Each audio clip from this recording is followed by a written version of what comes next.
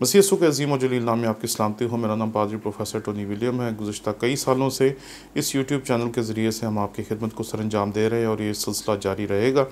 आप सिर्फ इस ईस्टर के मौके पे हमारी हौसला अफजाई करें, हमारे चैनल को लाइक करें और इसकी वीडियोस को ना सिर्फ ख़ुद देखें बल्कि दूसरों के साथ भी शेयर करें ताकि वो भी खुदावंद के कलाम को सीख सकें और खुदावंद के कलाम की बिशारत के इस काम में आप हमारे साथ शरीक हों। ना सिर्फ इस चैनल को दूसरों के साथ शेयर करें, इसकी वीडियोस को दूसरों के साथ शेयर करें, बल्कि आप ख़ुद भी इसकी वीडियोस को लगातार देखने के लिए इस चैनल को सब्सक्राइब करें ताकि हमारा ख़ानदान रोज़ बरोज़ बढ़ता जाए और दुनिया के कोने कोने तक हम खुदावंद के कलाम की खिदमत को आपकी मदद से बेहतर तौर पर कर सकें।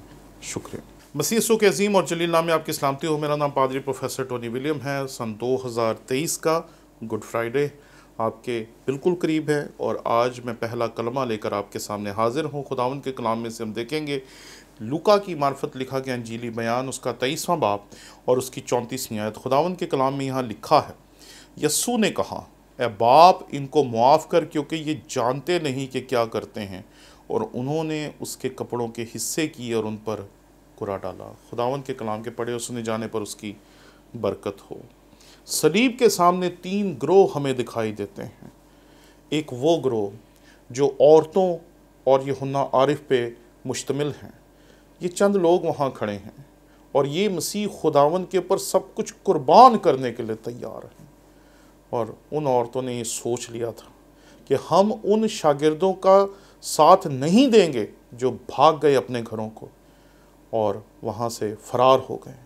ये वहाँ खड़ी हैं और लगता है कि यूहन्ना आरिफ यहाँ इसलिए खड़ा है कि वो बहुत असर व रसूख वाला आदमी था, तो वो इसलिए वहाँ खड़ा था कि कोई उन औरतों को तंग ना करे। दूसरा ग्रोह उन गलीज़ लोगों का था जो मसीह खुदावंद को मसलूब करवाने के लिए वहाँ पे खड़े थे, जिन्होंने उसका शहाना इस्तकबाल करने में नारे लगाए और अब उन्होंने कहा इसे सलीब दो।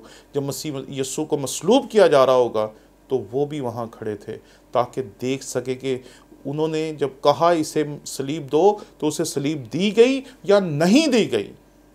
और यहाँ तीसरा ग्रोह जो हमारे सामने आता है वो रोमी सिपाहियों का है। किसी ने बड़ी खूबसूरत बात कही कि आईने पे रोशनी कितनी ताकतवर पड़ रही है, इससे कोई फ़र्क नहीं पड़ता। अगर आईना ही गंदा है तो रोशनी का उस पर कोई असर नहीं होगा। जब हम इस ग्रोह को देखते हैं जो सरदार काहिन और उसके नौकरों और दीगर लोगों पर मुश्तमिल है जो मसीह यीशु को मसलूब करवाने के लिए वहाँ खड़े थे, तो इनके दिलों के आईने भी गदले हैं। जब हम रोमी सिपाहियों को देखते हैं तो इनके दिलों के आईने भी गंदे हैं, जो मसीह खुदावंद को, जो दुनिया का नूर है, उससे अपने दिलों को मुनव्वर ना कर पाए। और वो क्या कर रहे थे? मैं जब इस कलमे को देख रहा था तो मैंने सोचा कि मसीह खुदावंद बात किन की कर रहा है। और जब आप लूका की इंजील उसका 23वें बाब की 34वीं आयत को पढ़ेंगे तो यहाँ पर पता चलेगा कि मसीह खुदावंद किन के लिए कह रहा था।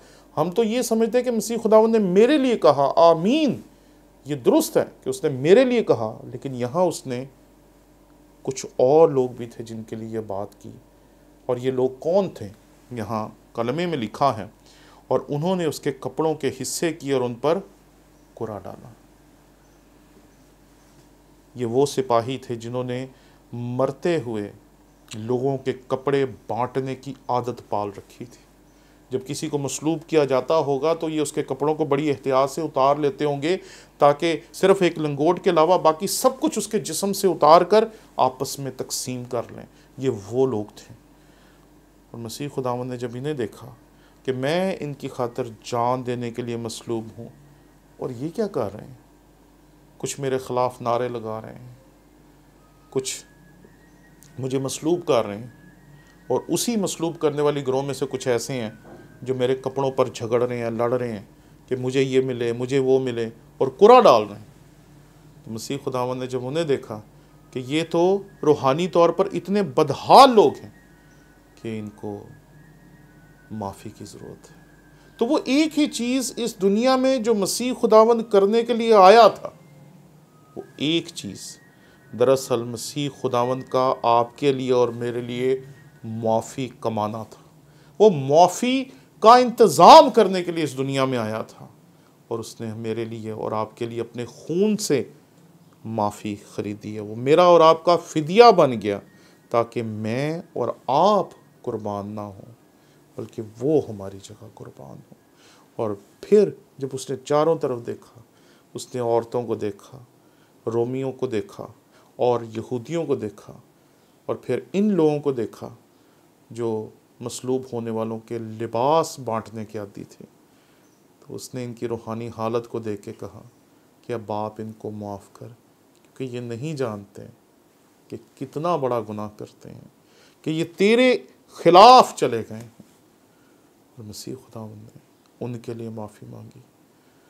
हम अपनी ज़िंदगी में कई मरतबा ऐसे लोगों को देखते हैं जिनके बारे में हम ये समझते हैं कि शायद इन्हें खुदा कभी माफ़ ही नहीं करेगा, लेकिन यहाँ देखें, जिन्होंने उसे मसलूब किया उसने उनके लिए भी माफ़ी मांगी, जिन्होंने उसके ख़िलाफ़ सियासत की उसने उनके लिए भी माफ़ी मांगी, जो उसके लिए जान देने के लिए सामने खड़ी थी उसने उनके लिए भी माफ़ी मांगी, जो उसे छोड़कर भाग गए थे उन शागिर्दों के लिए भी मसीह खुदावंद ने माफ़ी ही की दरख्वास्त की।